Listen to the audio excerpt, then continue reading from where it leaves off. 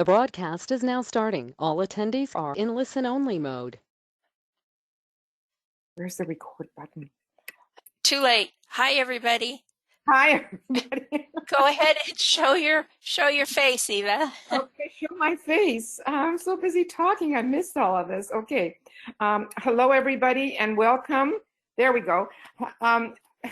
I just want to welcome you on behalf of BL and myself. And as you know, this is our second attempt at this kind of astrology with the pairs of opposites. The first one was an introduction. There you go. Just to mention before we get started is that these slides are teaching slides versus presentation slides. Hence, there will be a lot of information on each slide.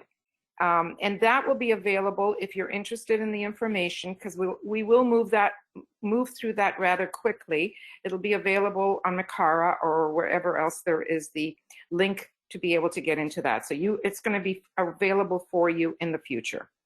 Okay, so I'm going to turn off my webcam because it creates havoc with the intercom, or not the intercom, but the intercom, and the actual presentation isn't as full on the screen. So I will remove myself, and as soon as I do that, BL will start. There we go. Okay. Hi, everybody. Okay, so this particular webinar, we're going to concentrate on Aries and Libra, and we're going to go into the format that we're going to do today will be the one that we will follow for all 6 of the astrological axes. Okay, so we want to look a little bit at Aries and how that's associated primarily with the first house. The sun ingresses into Aries 21 March and out 20 April. So that's the time period for the sun passing through that sign. Exoterically, the first house is about, let me see if I can.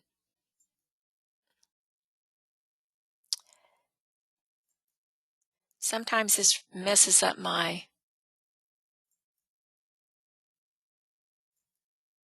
Okay, still gives me the opportunity to look at my dashboard if I need to. Okay. Exoterically, the first house is about our physical body and our appearance. It's the mask that we learn to wear to get approval. It can be our personal interests, our self-expression, our self-image. It's what we project outwards to other people, and it rules the head. Esoterically, it's the sole purpose and the expression and the head center. It symbolizes birth in the physical body. This is a new incarnation, and it represents the beginning of human experience.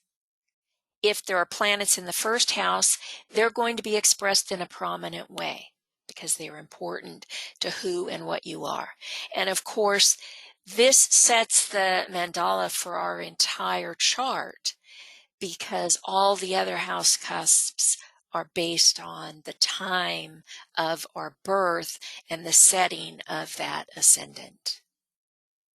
As the little box here says, Aries rules the head, the brain, the eyes, the face, muscles, pineal gland. It's a fire element.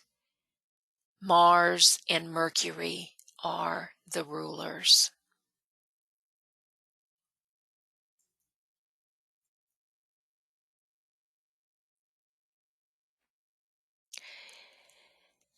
In the tropical zodiac, it's that first breath of spring. It's associated with new things, fresh energy, new beginnings. People are, they're active, they're dynamic, they're forceful, they're courageous, they're pioneering. They love to start things. They don't necessarily like to finish them, but they're always right there to start things. They can also be selfish or self-centered, boastful, impulsive, and impatient. BL, I do want to also mention to the audience that we are not doing a complete astrological understanding of each sign and planet. We've done that in the past, and all of that is available. So this is a very quick review to just set up the pairs of opposites. Right. The focus of this webinar is not chart delineation. It's the pairs of opposites and how they interact in our chart. So thank you for bringing that up. You know, so some of the weaknesses of Aries, they lack moderation, they can be domineering, very quick-tempered, they can be violent, they can be intolerant. The esoteric, here we go. The esoteric keynote is I come forth and from the plane of mind I rule.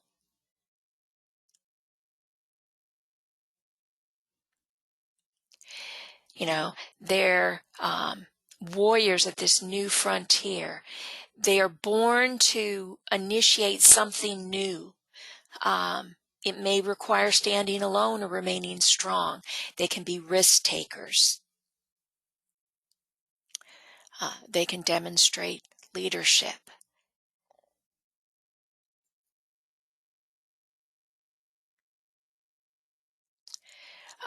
The house which Aries rules in your chart is where you're going to be challenged to be bold and pioneering. New things will emerge for you here. And you'll need to express leadership and take initiative. Maybe not some of these initiatives, but they are risk takers. Mars, the exoteric ruler. He's rebellious. He's the god of war. He's forceful, dynamic, powerful, strong, intense. The arrow depicts a forward motion, an erect penis. It's the symbol of virility and procreation and related to sex. The key word for Mars is personal drive. This is a non-sacred planet. It rules the solar plexus and it's related to the sacral. It's associated with our passionate nature, red bloodstream.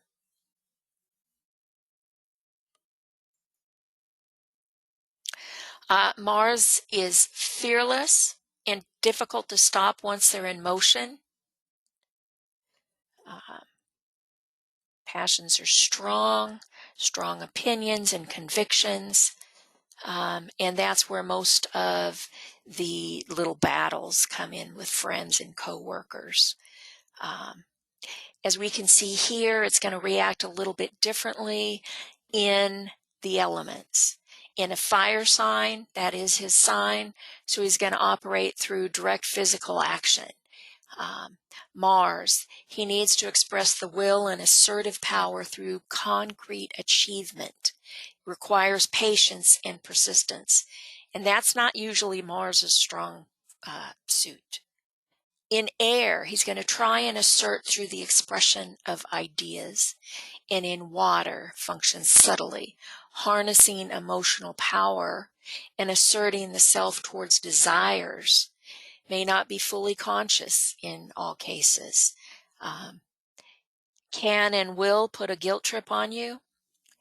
Can and will be indirect and subtle.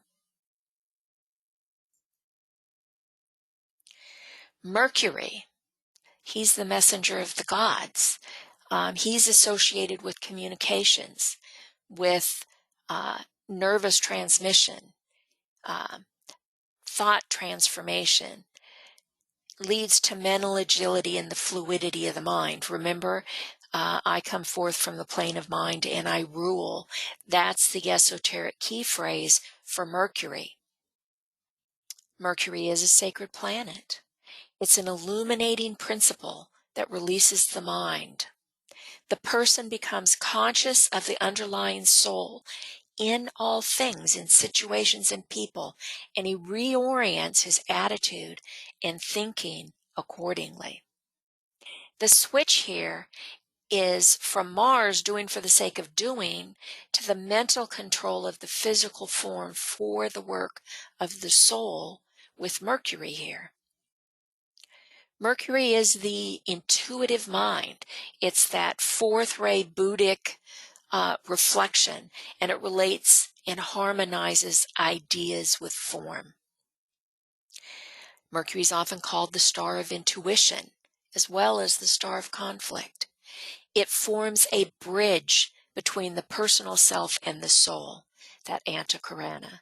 It exerts a bridging influence, horizontally, vertically, or both, in the life of every individual.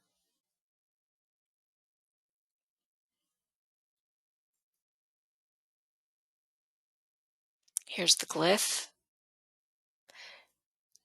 some artist representations. In the elements, Mercury and fire, direct, dynamic, indicates that one's thoughts are influenced by aspirations, hopes, and personal plans. In earth, the thoughts are influenced by practical need. Need to chew on it a little bit to make it all digestible. In air, his sign, or his element, he's quick, reveals his thoughts are relatively free and unfettered by emotional and practical needs, can be abstract, very much at home in the air, and speak well, and allowing for objectivity. You know, these are the talkers. You never can shut them up. Mercury in water. A mode of communication strongly influenced by the deepest yearnings and subconscious predispositions. This is Kama Manas, air and water.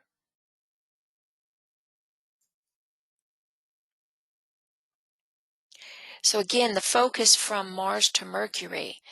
Look to see in your chart if you have any aspects between Mars and Mercury. They can relate to mental acuity. If they're conjunct, you could be excitable, feisty, or quick-witted. If they're harmonious aspects, like the sextile, the trine, or the quintile, it could indicate you're agile, analytic, or communicative, or all the above. If they're inharmonious, crosses and the quincunxes, the aspects could indicate you are fitful, irritable, or impatient.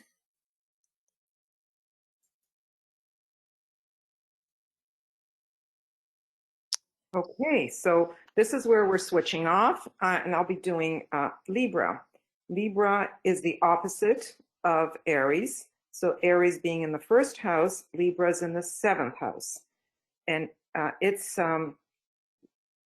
ray is the third ray. There are speculations that it offers us other rays, but usually when there's only one ray that the Tibetan gives us, it's hard to know whether it's the personality ray or whether it is the soul ray.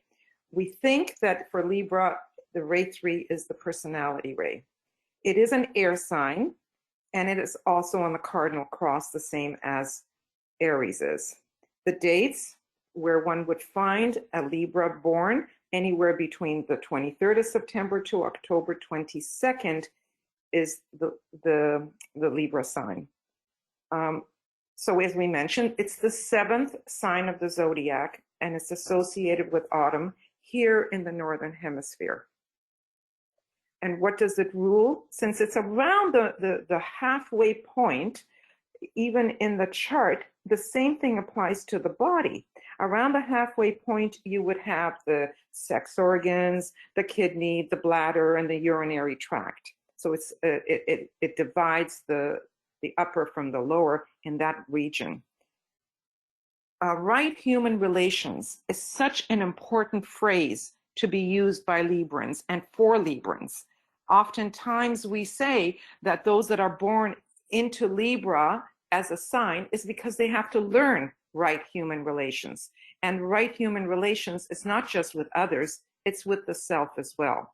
Because Librans, as we all know, want equilibrium. They want to keep everything copacetic. They don't want to rock the apple cart, and hence they are very cooperative and giving, and therefore many times they don't look after their own needs. So that's why right human relations, I would underline the word right here. And the other division is more like the diaphragm. So we talked about the organs, but the diaphragm is the dividing line between the upper and the lower. So it finds itself in the middle.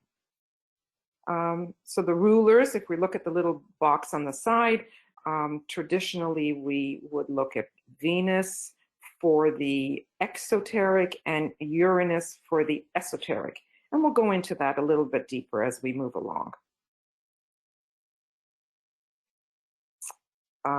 There we go. The whole idea of balance is such an important function for Libra. Heart and mind. Learning to combine and balance the heart and the mind.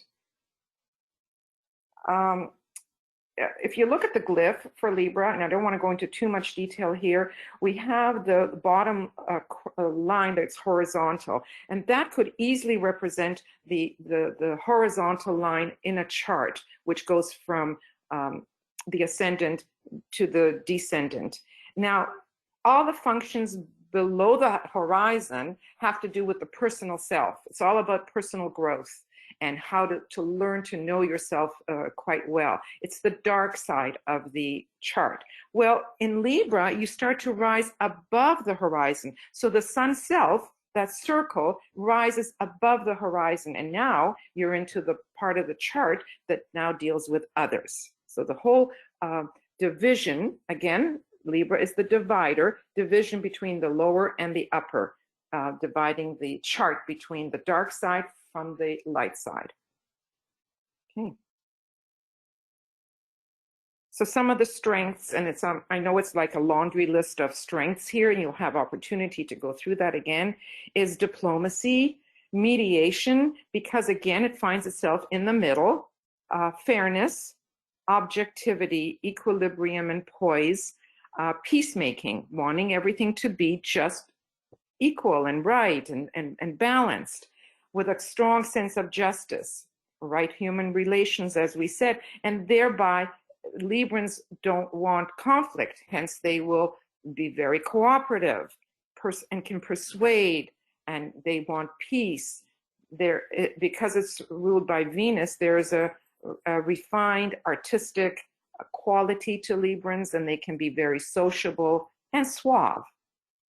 Some of the weaknesses on the downside, because they see both sides, right? They're in the middle and they see both sides, there can be indecision or gullibility, too easily influenced or weak. They don't like the confrontation or being assertive. Do you see how opposite this is to what Aries was? I hope you're starting to see some of that. Judgmental. There's a tendency for many Librans to judge a book by its cover or its looks. You know, they judge people by their looks, etc.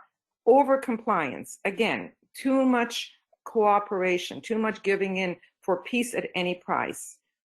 Make very, very good partners, but can be too dependent on a partner. Loves intrigue, can pout easily, deterred, and can be hypocritical. So we see some of the positives, the negatives, and just to mention here that all air signs, which are considered mental signs, tend to criticize. So if your Mercury is in an air sign, whether it's Gemini, Libra, or Aquarius, there's a tendency to criticize. The mind by its very nature is very separative. So criticism, it comes very natural to the mind. Esoterically, in Libra, one chooses rightly between opposing factions and brings balance and right human relations into play. Through powers of cooperation, tact, and diplomacy, Libra finds win-win situations that serve the highest good. So here are some depictions of Libra. Do want to point out that this particular female on the very right, the top corner, is holding the scales of justice. And if we look at some of those depictions in different books, you will see that there is a female that's blinded, holding the scales in one hand and a sword in the other. And one would wonder why. Well, first of all the air signs, Gemini, Libra, and Aquarius, are not depicted as animals. They are the only three that are depicted as people or inanimate objects we see here with the scales. Why? Because they're mental signs, and our whole goal and objective is to become more mental. Humanity en masse is very astrally or emotionally polarized, and the air signs show us that, it's not about being part of the instinctual animalistic nature, it's more into the mind. And the sword was there to, let me go back to blindness. Blindness is because you don't want to judge. You don't want to judge based on race, color, ethnicity. You want to be as fair as possible. So if you don't see, it doesn't influence. Also, the sword, at one time, it was, punishment was very quick. And we know that way back in Egyptian times, one of the gods would weigh the heart against a feather. And if it weighed more than the feather, you could easily be put to death by the sword. So that's why that whole glyph, or rather not glyph, but symbol, is very, very important in understanding Libra. So the house word rules is where you are challenged to establish right relations, to find harmony and balance where you may have to make difficult decisions or choices. So we see all these Libran qualities here: right human relations, harmony, decisions, because you see both sides, and choices. What are you going to choose? And many times Librans find themselves as a mediator. So we see this man in the middle here between the two fighting, opposing people. Okay. The exoteric ruler is Venus, which is a sacred planet. It's about our values and our appreciations and how we discern. It is related to the mental and aesthetic faculties. It is love, wisdom, union of the heart and mind. And we saw that earlier on that teeter-totter. We saw the heart, we saw the mind, the brain. So it's a union. That's what Venus wants to do. It wants to combine the two, because the fifth ray is the esoteric, or rather the soul ruler of Venus. The second ray is the exoteric, or the more commonly known ray for Venus. And we know that the second ray is love, wisdom. It is about love and who we love and what we love. And the fifth ray is about the mind. So we want to combine the two here through Venus, the heart and the mind. In undeveloped man, Venus is instinctual mind or affection, which is known as brotherly love in embryo. So Venus is about love. It's about magnetism. It's about appreciation and loving intelligence. It is the love of beautiful and seeing that which is beautiful in all things. And that quality brings about refinement, and esoterically, it brings about wisdom. What is wisdom? Wisdom is love applied intelligently, or intelligent love is what I call wisdom. So we had in Aries, we had the male symbol in sex, and in Venus, we have the female symbol for sex.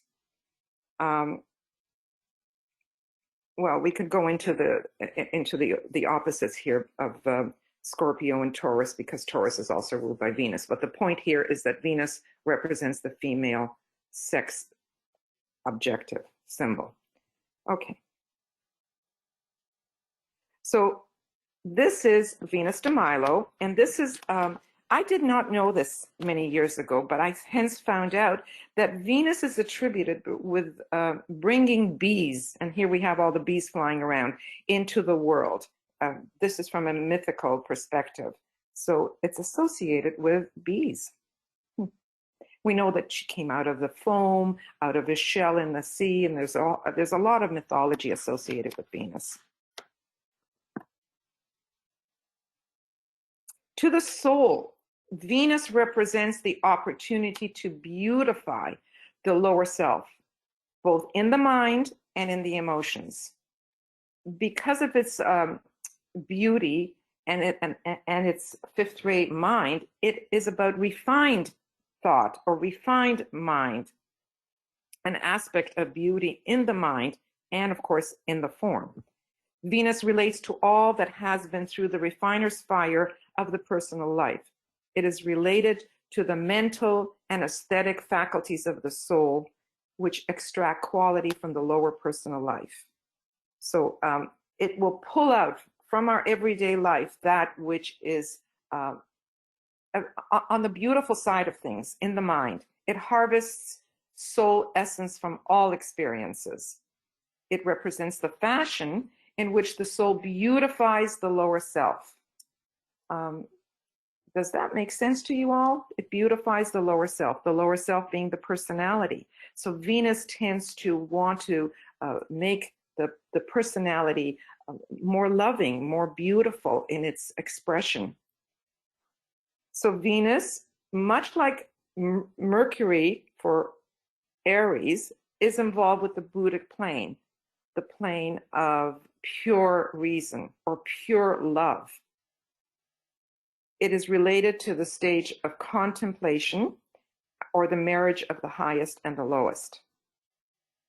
It's associated with the life of the solar angel. The solar angel, which each and every one of us has, in a way is known as the son of mind, and also rules the higher order of devas or angels.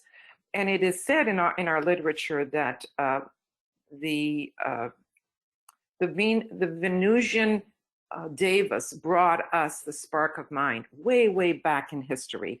And so Venus is very much associated with soul, with the soul, and dwells within the soul's home, which is known as the causal body.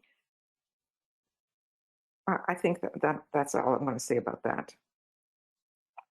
Venus relates certain pairs of opposites that have been erroneously connected in the minds of men with sex and sex life, and the relation of the physical opposites, the male and the female.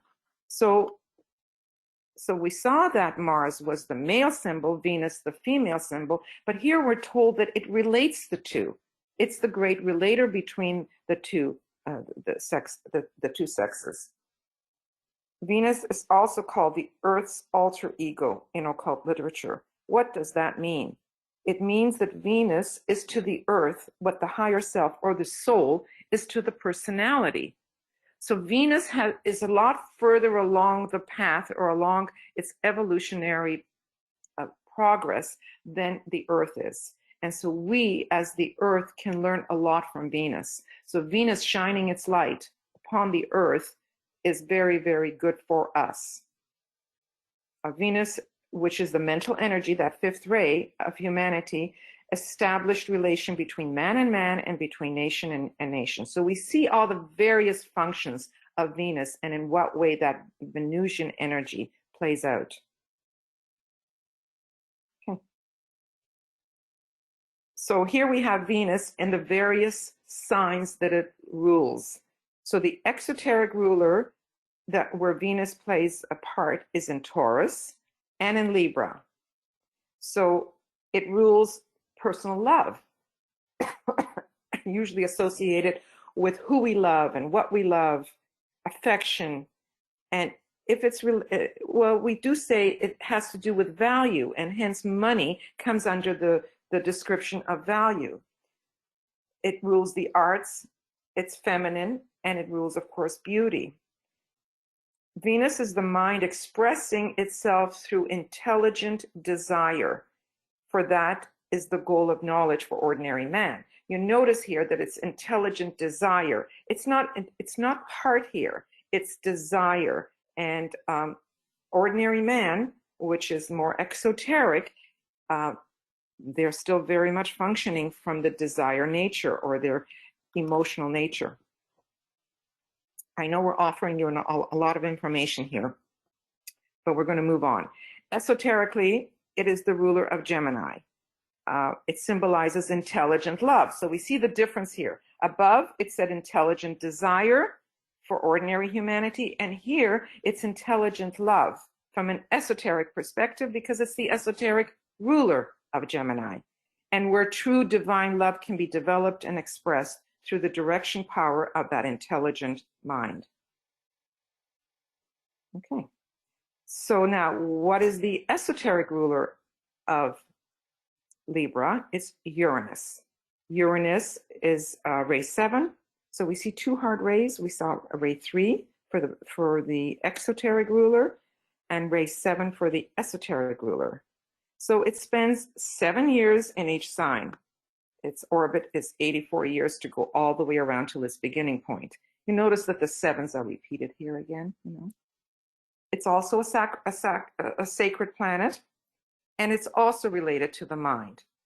So we see that in Libra, we had Venus, it is related to the mind, and we have Uranus, which is related to the mind.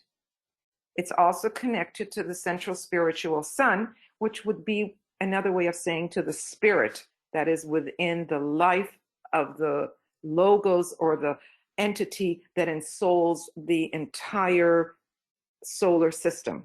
Okay, so that even the sun has a personality, a soul, and a spirit level. And the central spiritual sun is the spirit part of the life of that, logos or God, or whatever we want to call it.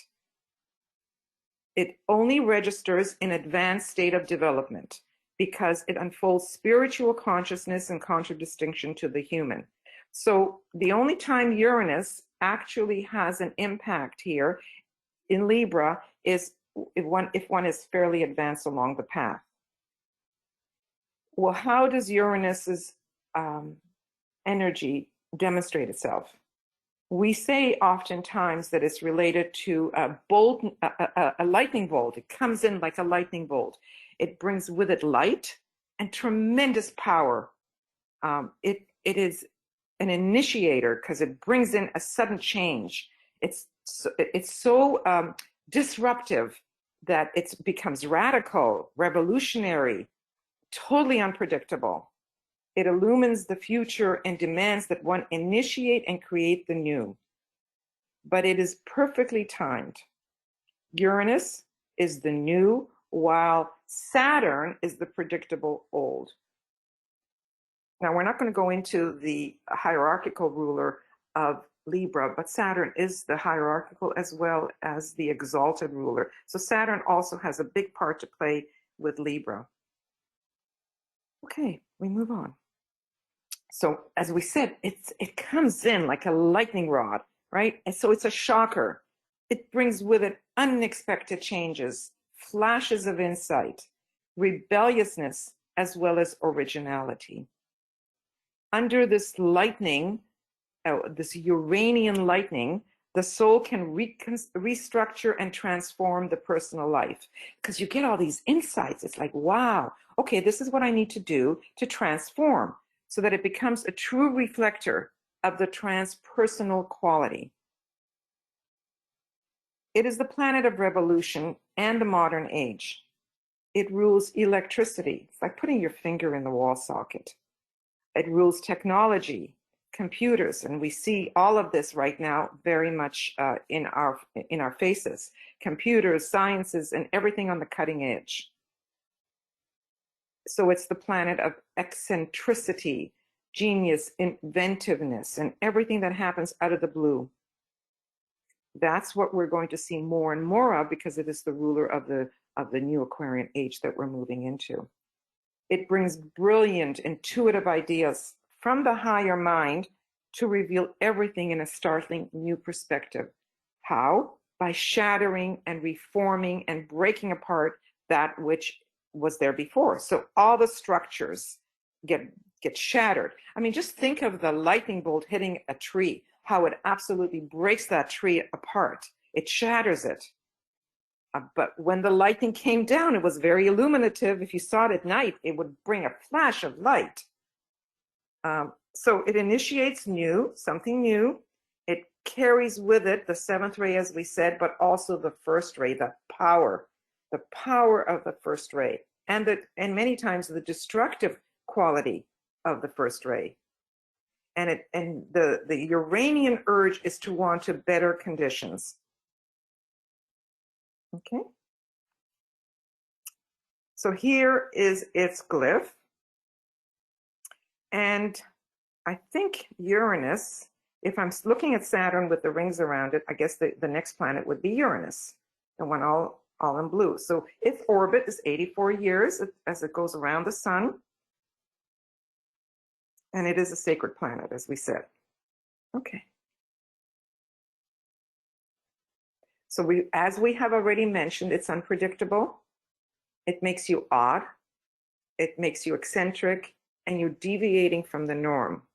Example, I put down heavy metal here, like the music. That's not the norm. Maybe now it is. It is the battle between the new, the unpredictable, and the old, which is predictable, which is Saturn. So you have always Uranus and Saturn. Think in mythology, one of them ate the other, and it becomes very, very intricate, the two together. Okay, to the soul. How does Uranus look to the soul? It represents the opportunity to make all things new. It brings in the crisis of the burning ground. What do we mean by the burning ground? This is the crisis that people live in order to move forward. And then when you get it, after you've been engulfed by this crisis and you get it, you're somewhat enlightened, aren't you? It is abrupt and it destroys what is not the ideal pattern or archetype. It also gives the power to shatter confining structures within the lower self so that the soul can restructure and transform the personal life. Again, the lower self being the personality, any aspect of the personality, the physical, the emotional, the mental. The task of Uranus is to awaken and evoke intuitive response. It's like taking someone by the shoulder and really, really shaking them up. That's Uranus's effect. You want to shake them up so that they can, get it. And that's what Uranus is all about. It wakes us up. Even if you don't plan it, it'll just wake you up. It's totally unpredictable. Thank you. So what's the transition in Libra from Venus to Uranus? What's going to look like? So if you have aspects between Venus and Uranus in your chart, they can relate to free expression of feelings. If they're conjoined, right together, almost as one, you could be exotic, freedom-loving, and unconventional. Harmonious aspects, as has been said, are sextile, trine, and quintile, could indicate you are bewitching, enchanting, and exceptional. Inharmonious crosses or quincunx could indicate you are amoral, erratic, or queer. Now, all of these qualities or characteristics, a better word, are only some. It doesn't mean that just because you have inharmonious aspects that you display these qualities. This is just a microscopic view of some of the possibilities. Okay. All right, we change. Yep, we change partners. This is like doing the square dance. Do-si-do.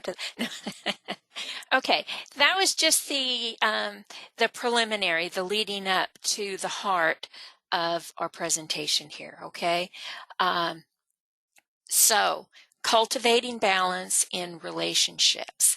That is what we're going to be talking about here.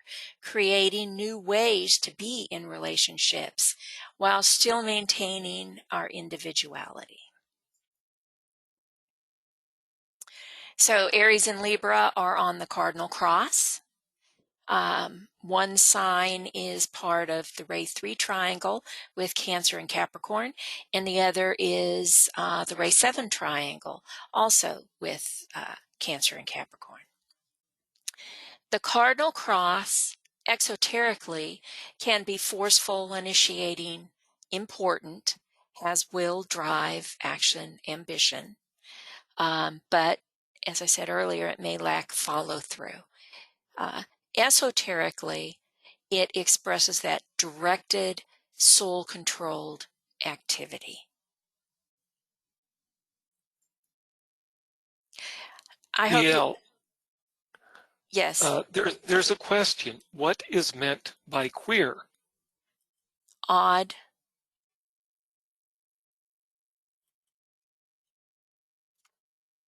Did you get that? Odd, weird, different. Okay. Let me just go back for a minute here. Previous. I hope you guys all like my graphics. And the reason that I point that out is I have absolutely no Ray 4 in me whatsoever. And I would just have these great slides that had all kinds of information in them. And Eva's like, for God's sake, BL, get a picture or two in there. Break this stuff up. So this is my attempt to break stuff up. Okay. Back to the point at hand here. Let me see.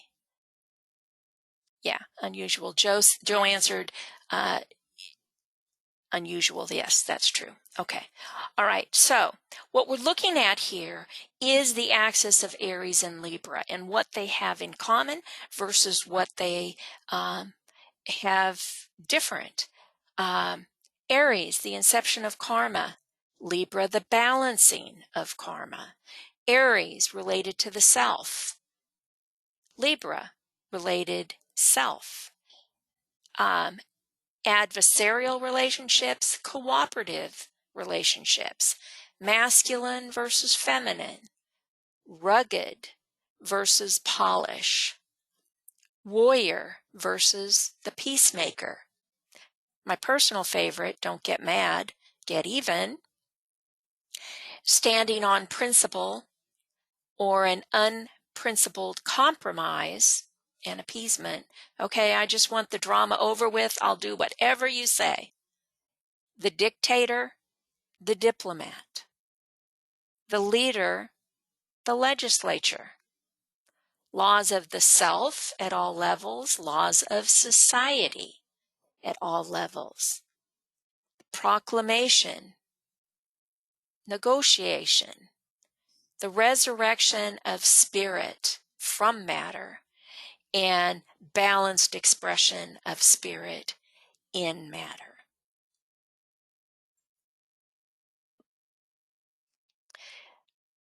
There's this great book, Astrology, the Divine Science by Marcia Moore and Mark Douglas. It's an older book. It's a terrific book. It makes a great paperweight. I mean, that sucker's huge. And although it mostly describes ordinary astrology, it does touch on the higher impulses and some esoteric facets of astrology. It's a great book for beginners and the seasoned astrologer as well. You know, this is so important to all of us because we battle that personality expression with our soul. So it helps to have a grounding in both the exoteric as well as the esoteric so we can recognize and understand the competing energies that we have. So we're going to start with some exoteric information about the Aries-Libra axis. Aries can be fiery. And if that force is improperly controlled and it's very headstrong and impulsive, it can actually unbalance the Libra. The boisterous activity of Aries upsets that delicately wrought arrangement that Libra is trying to go for. And it can provoke a slap back from the Libran if necessary. I mean, they're pushovers for the most part, but they can stand up for themselves when they need to. The Arian, who demands absolute liberty for himself, can disregard the wishes of others, and he soon finds that he has rejected all meaningful relationships. Libra is the preeminent sign of relationships, so the Arian needs to learn from that, or he's going to find himself with nothing left to be free for. The Libran compulsion to be conventionally correct can amount to self-betrayal and denial of spontaneity, which the Arian can actually teach the Libran. So there's a lot of give and take from both sides of this same coin. This is aggression versus harmony. The warrior must learn from the peacemaker, yet the appeasing for the sake of peace Libran needs to learn to stand on principle, like the Aryan does. Okay, I think we've got another question here. Let's look and see. Oh, thank you. Josephine loves my pictures. I appreciate that. So does Eva. Okay.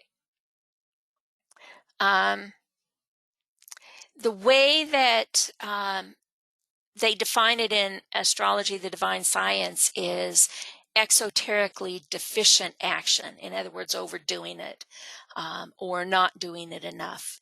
The deficiency of the Aryan incentive or of the Libran social consciousness, they unbalance the scales.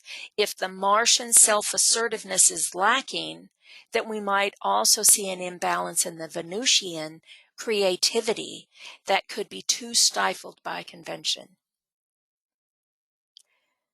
One or the other could be deficient, overemphasizing the other, or both could be lacking in some way. Some form of unbalance. Similarly, indifference to the feelings and needs of others can lead to lethargy and non-accomplishment. The Libran can be very sensitive to slights.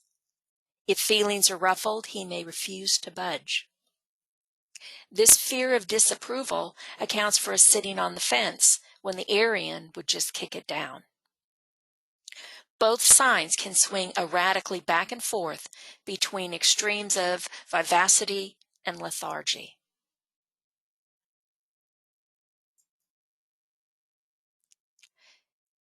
Aries is more about the adversarial relationships, while Libra is all about the cooperative relationships and partnerships, as we mentioned in the original slide there. Okay, so what's the resolution of this besides being totally balanced? Which every single one of us are, right? When Aries and Libra are joined in creative synthesis, the person realizes that it's necessary to achieve self-knowledge in order to relate meaningfully to others. Conversely, it's only through entering into relationships that he becomes truly aware of himself. People can function in harmony only because they are separate individuals with unique destinies to fulfill. The Aries-Libra polarity demonstrates that love does not clutch and bind, but is freely expressed relationship between independent entities. Libra manifests the effects of causes that Aries starts. Man is forever meeting himself in the people and circumstances that he encounters. Got another question here.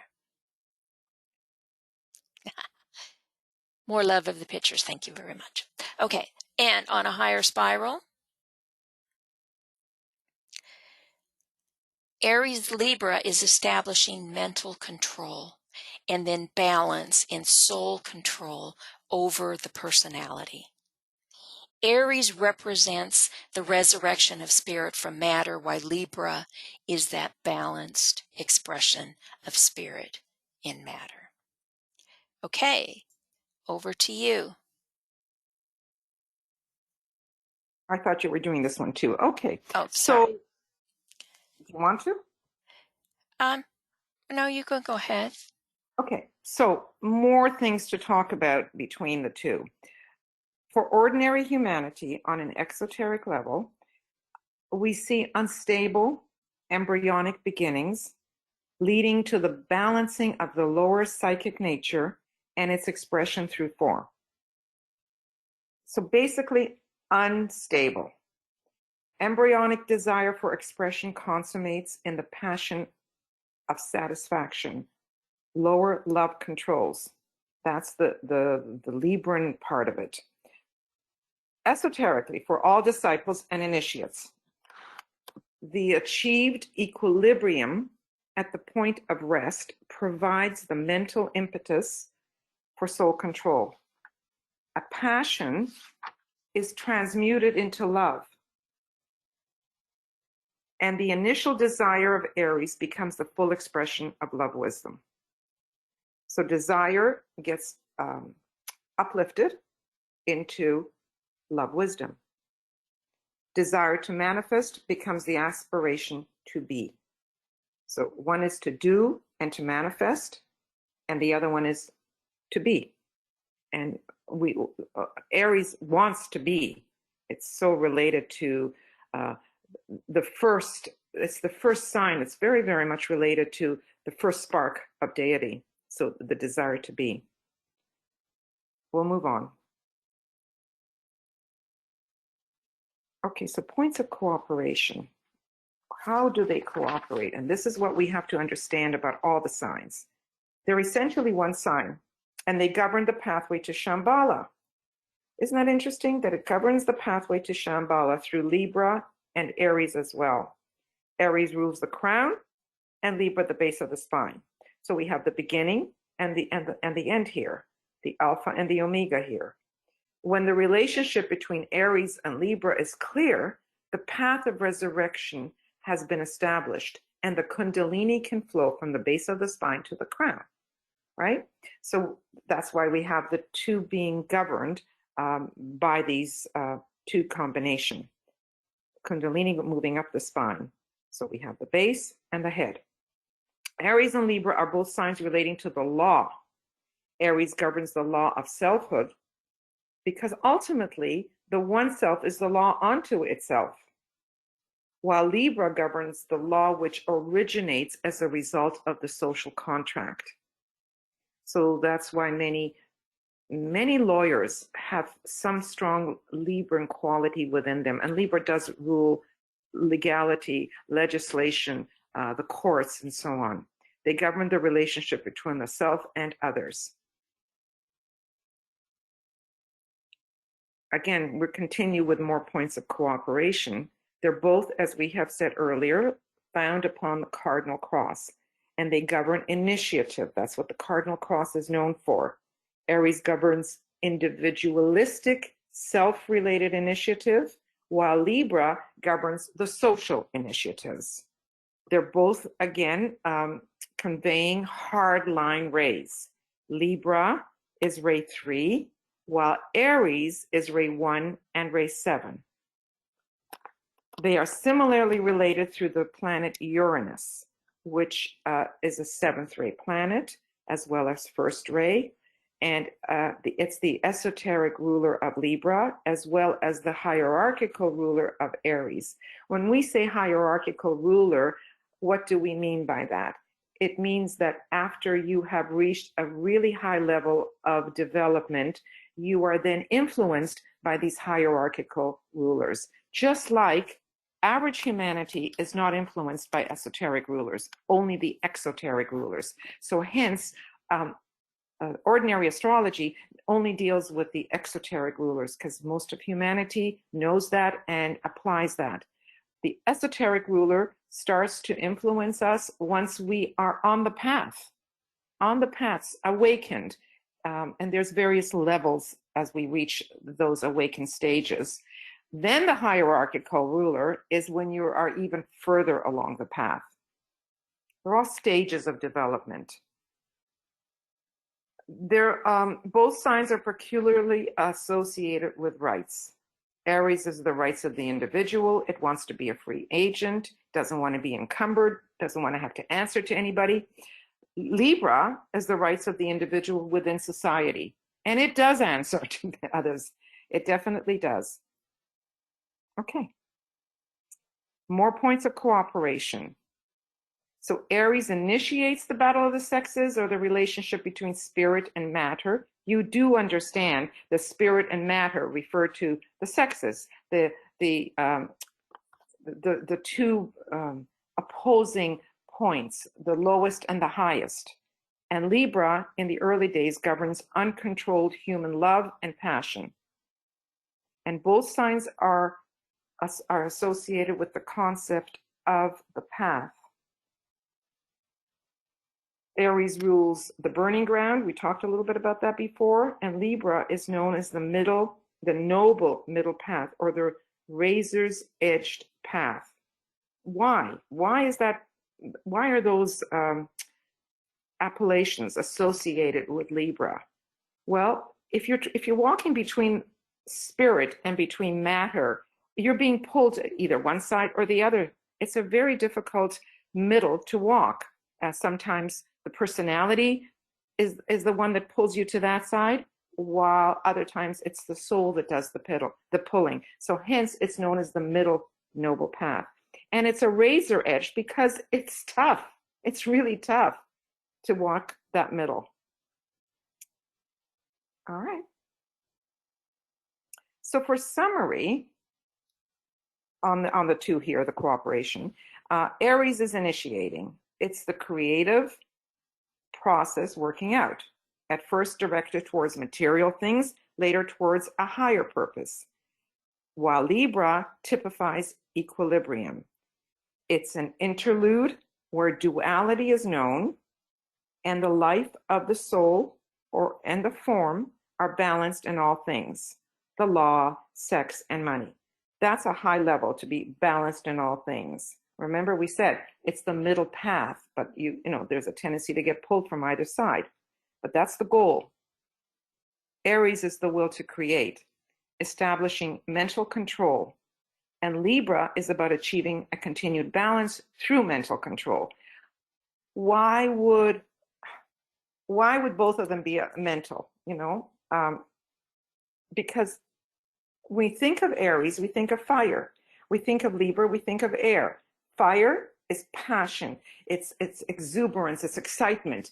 Libra is air, it's the mind, it's the thinking process. So in what way are they continually balancing through mental control? Well, the esoteric ruler of Aries is Mercury, and Mercury is the planet of the mind, whereas Libra is ruled by two, well, even three, but two planets that have to do with the mind. So the mental balance is associated with both.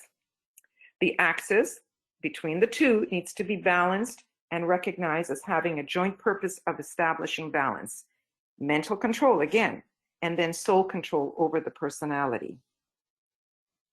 So they form a dynamic axis that eventually needs the balancing, as all axes do, and then recognized as the same line with a joint purpose of establishing that balance, of establishing that mental control, and then soul control over the personality. So we see how much mind and how much mentality comes into this balance that they're supposed to create with each other.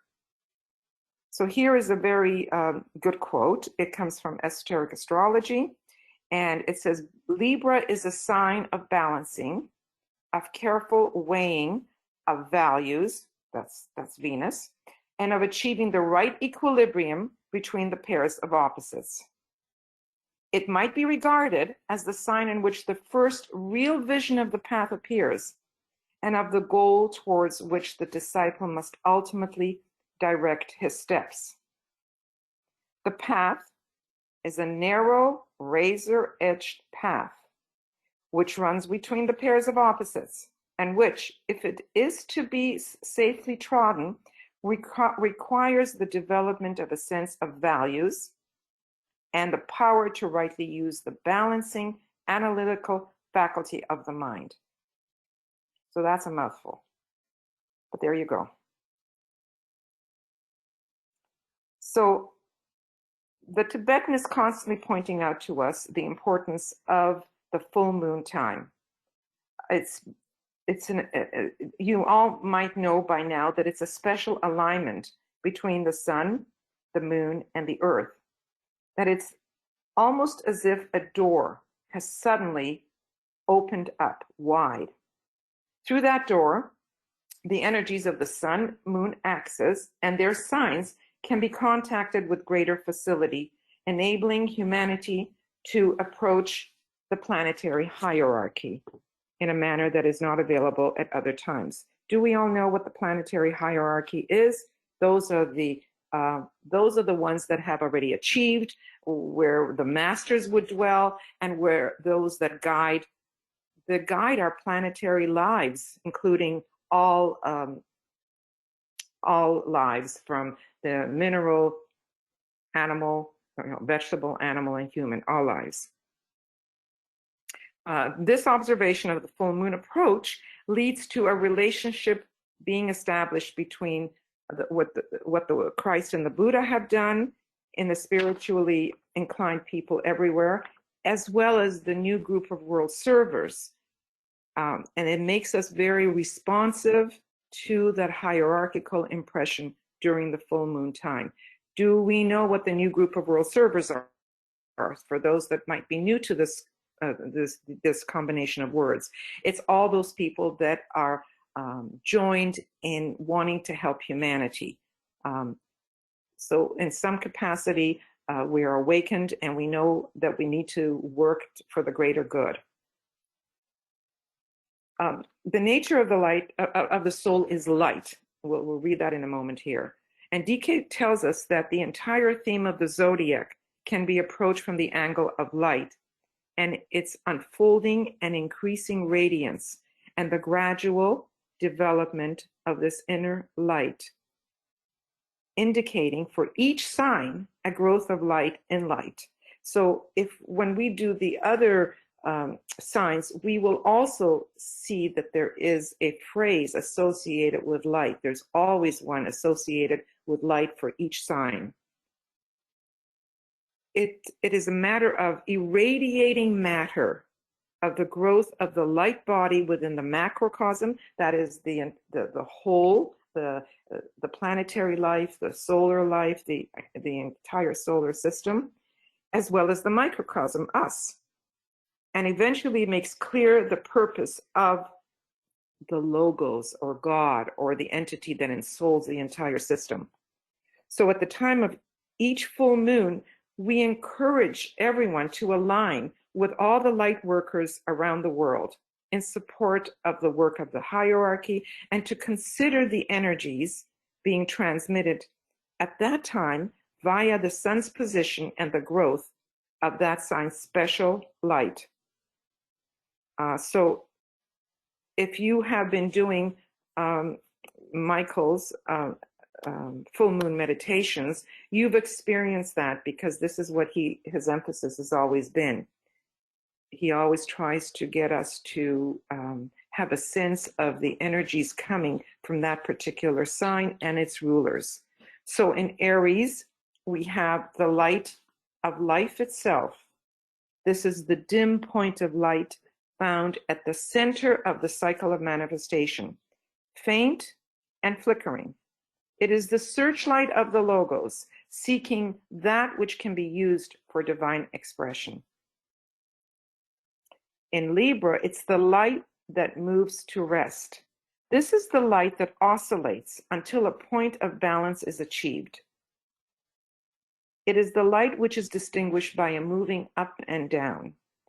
You know, when I first came across the up and down movement, it was so different for me to visualize the energy of the Libran oscillating. I always thought of it as a pendulum, swinging back and forth until its center is found, the middle is found. But no, he gives it to us to consider it as moving up and down. I guess that is the idea of spirit and matter. So it's a vertical movement of energy until that middle is found. So this is a good time for questions before I move on to the next thing. Yes, and we have several, yes. Okay, first, Roz says, have a prominent pair of opposites. Oops, wait a minute, I don't think I'm reading it all. Do you think that those who first enter the path of the disciple will have a prominent pair of opposites in their chart? For example, the sun in Aries and Libra ascendant.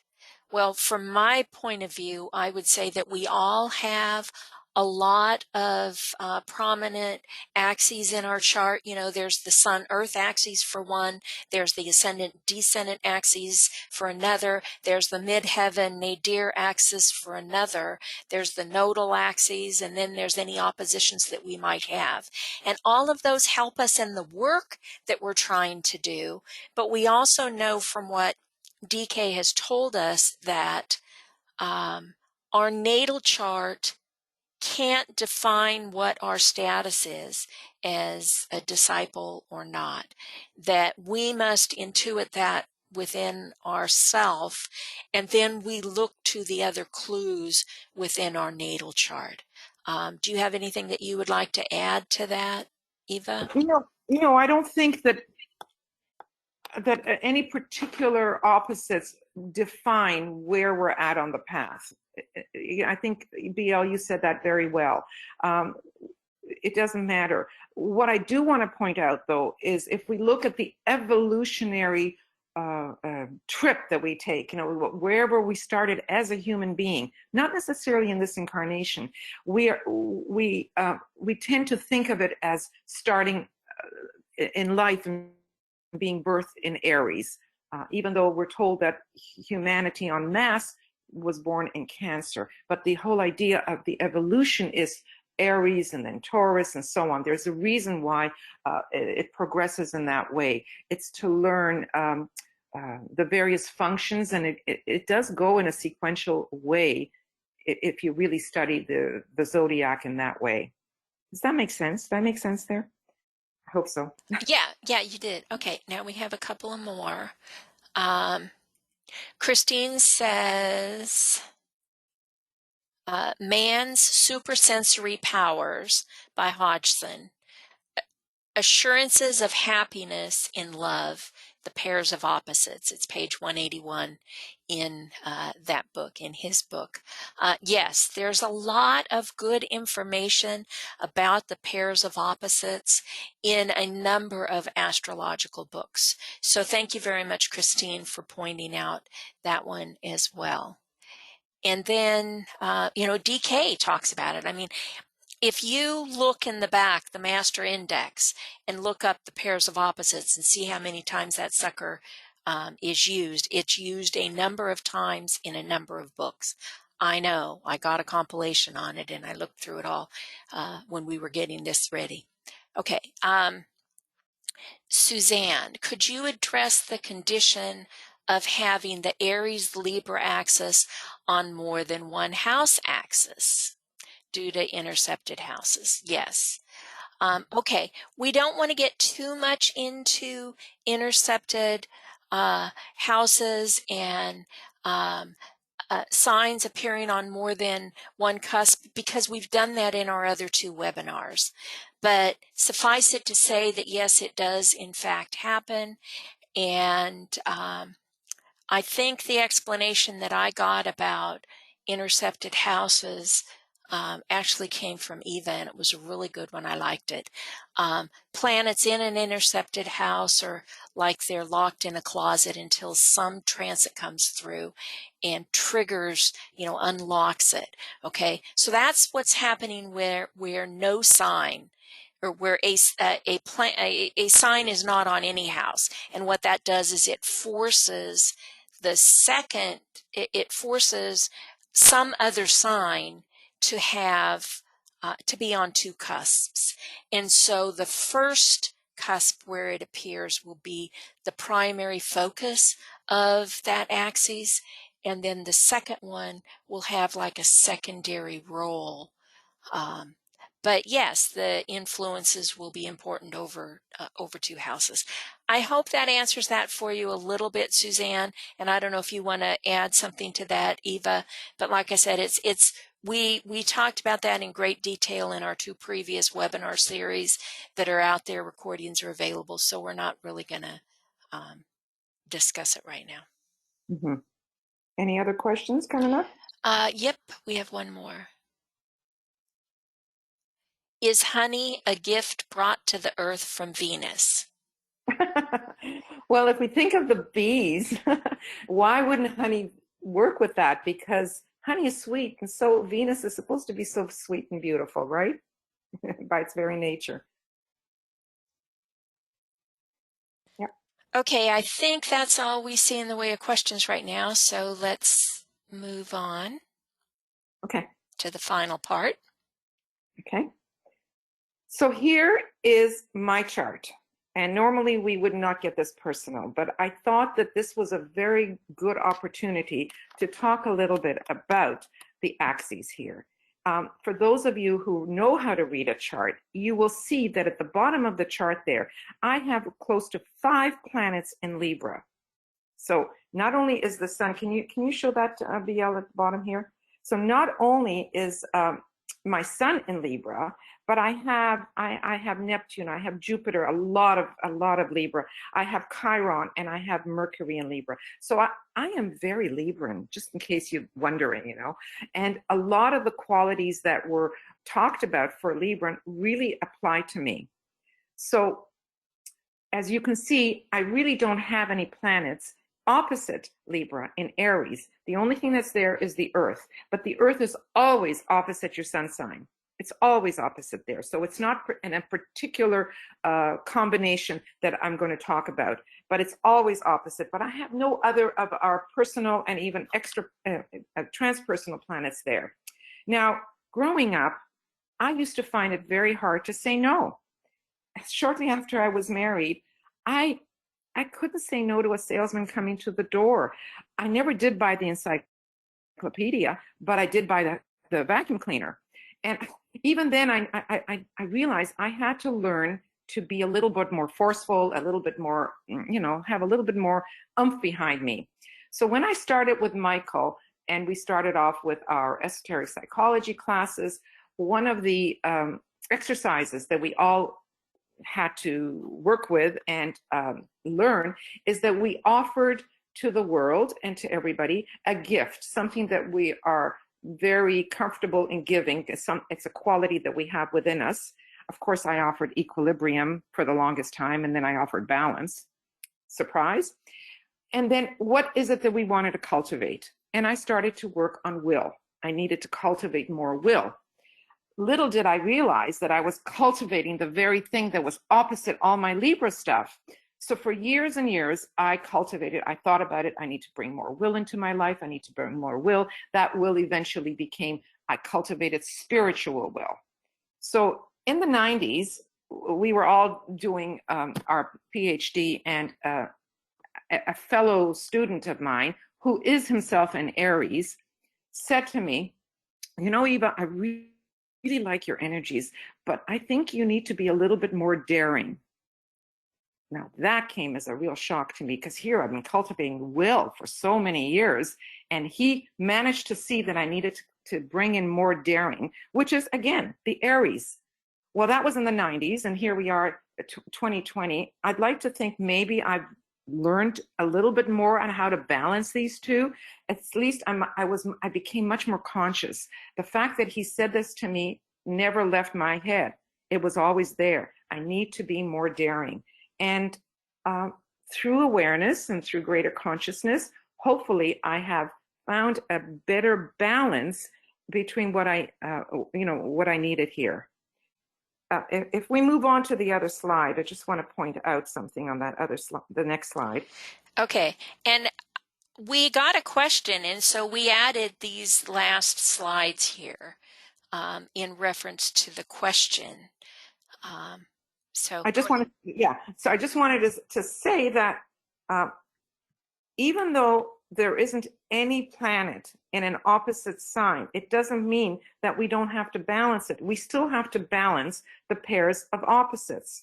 So for me, I have Cancer, and the opposite of Cancer is Capricorn, and then I have all that Libra here at the bottom.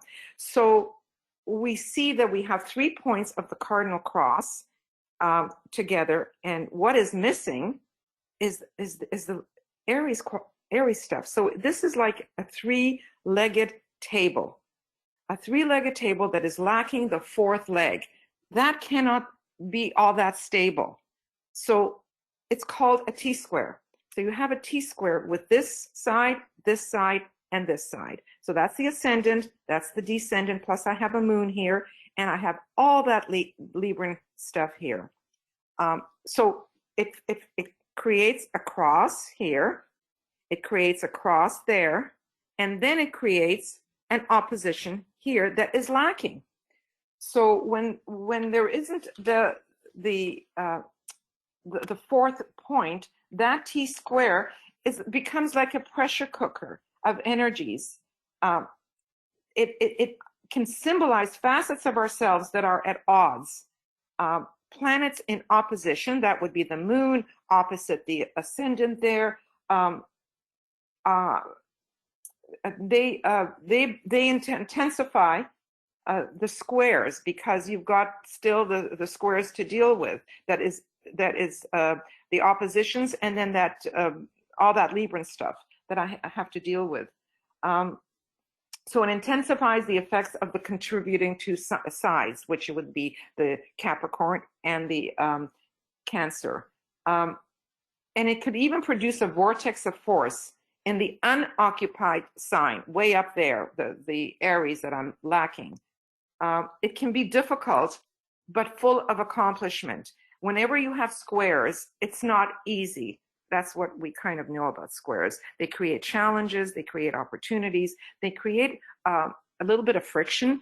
And these frictions, if they're worked through, create tremendous accomplishment. If all you have are easy aspects, you can become a little lazy because things are easy. When things are hard, you can't be lazy. Can't be lazy.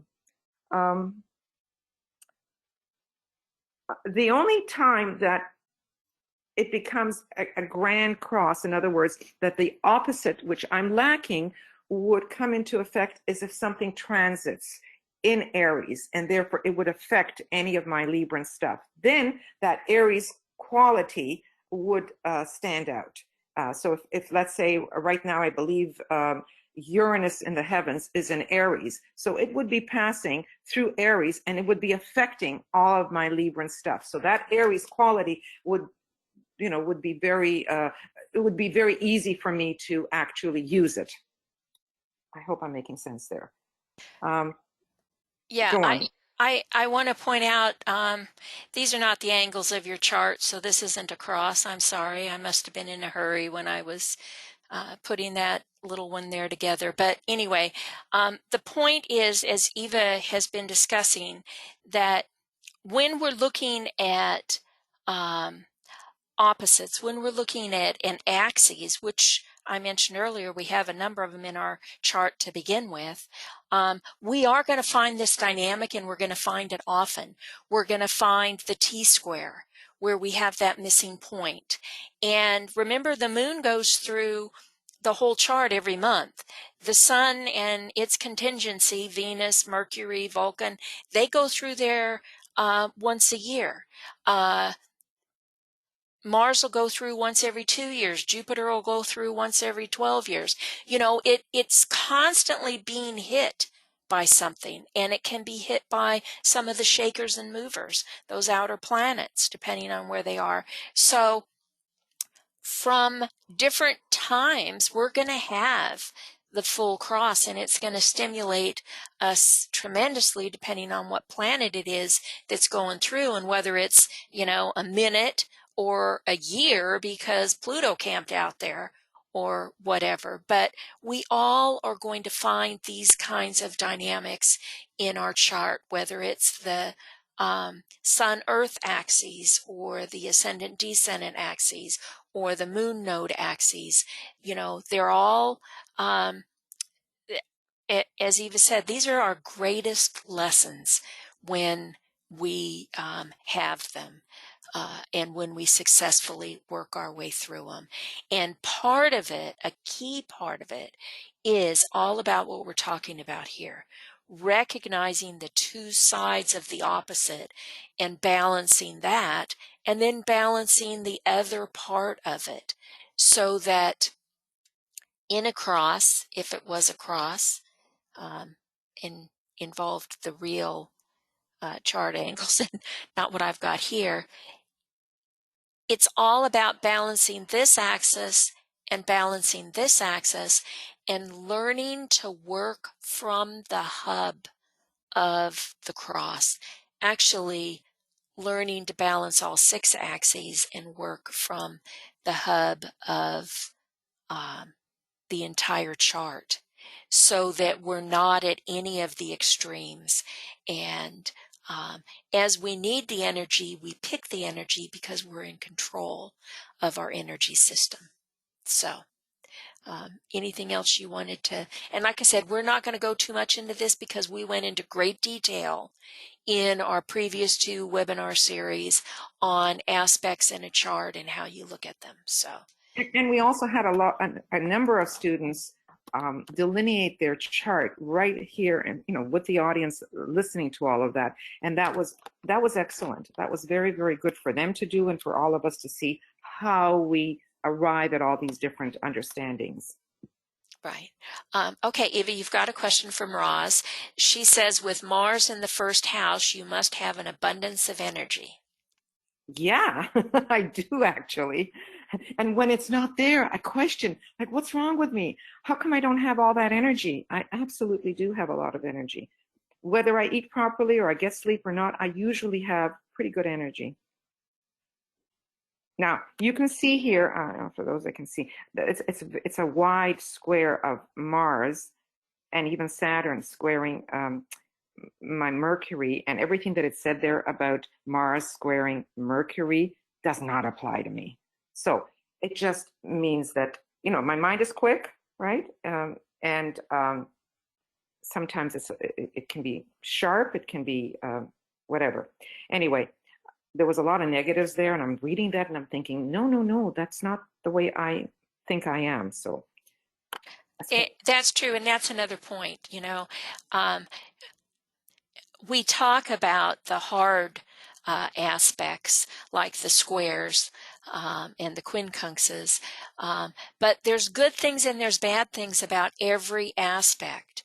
There's good things and there's bad things about any of these relationships, and our job is to learn to take the negatives and to raise them up to the higher aspect. Okay. right. I used to have a teacher that used to say that the goal is to change a square into a trine. In other words, you work out the friction, the challenge, and then you make it an ease because you've learned most of the stuff that is to be learned from that. And that is, we all introspect, I hope. We look at our lives, and I can say that for sure about myself. I've managed to work through a lot of the squares, and I have a fair number of squares here that I feel that there's an ease there right now. It's taken me a long time. I wasn't that with it, I guess, years ago, but that has been my journey.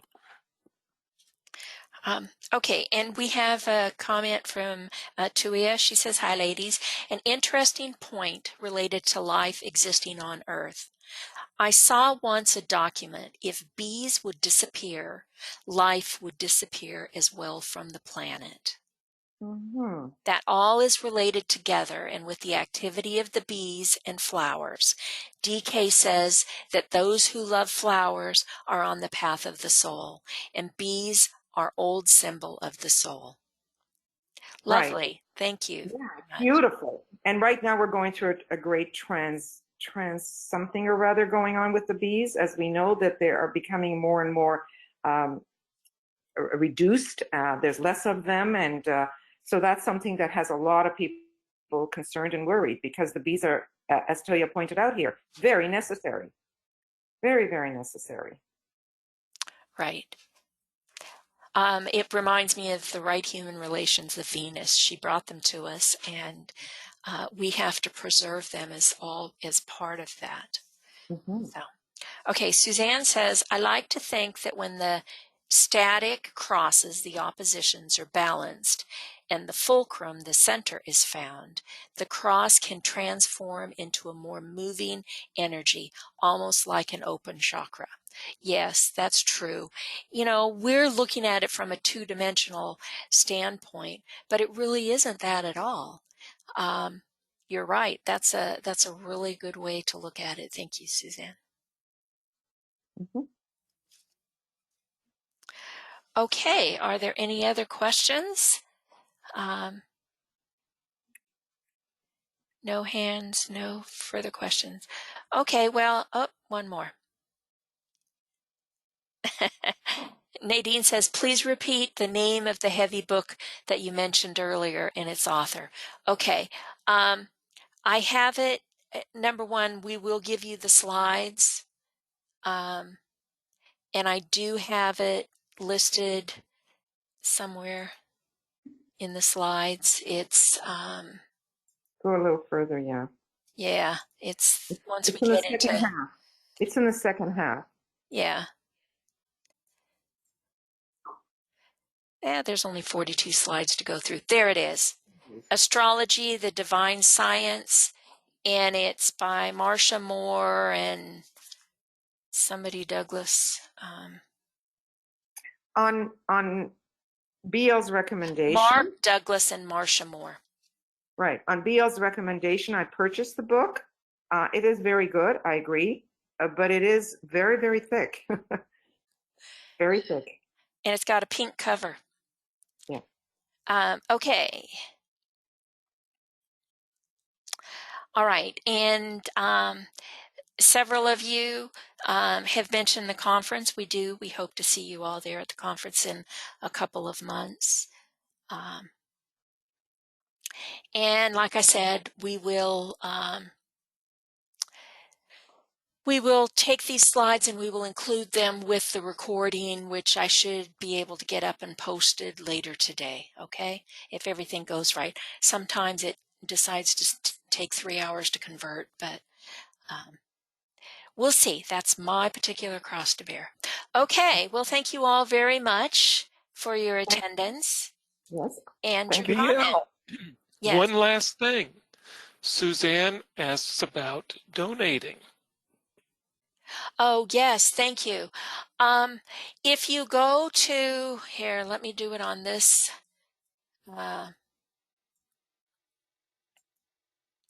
If you go to Makara and or morafederation.com, either one of them, you'll find the donate button there at the top menu. The Makara one will actually take you to the Moira Federation. And then you find the donate page. But yes, we're a nonprofit organization, and of course, putting on these activities costs money, so we do appreciate donations. Actually, we're part of a group right now that is trying to find funding for both Moria Federation, Makara, the conference, because it's very needed right now, and so anything anyone can do would be greatly appreciated. Okay, and there's a couple of questions that I'm going to answer privately. Sarah, I'll come back to you privately, okay? All right, thank you, everybody, and good night, good morning, good day, wherever you are. Okay, thank Bye. you.